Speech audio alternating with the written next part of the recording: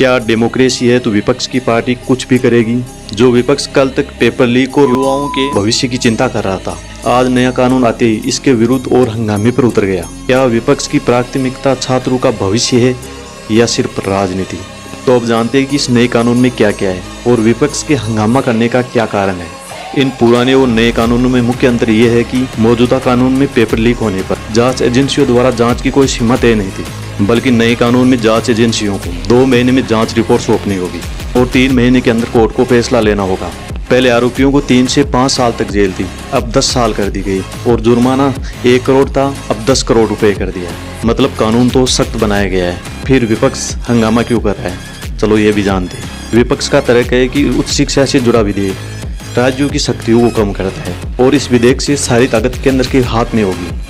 और दूसरा कारण यह है कि प्रदर्शनकारी छात्रों पर हुए बल के प्रयोग के लिए गृह मंत्रालय माफी मांगे। और विपक्ष का यह भी मानना है कि सख्त सजा का प्रावधान मूल समस्या का समाधान नहीं है, बल्कि परीक्षा निकायों की कमियों को दूर करने के लिए व्यापक रूप से चर्चा होनी चाहिए। धन्यवाद।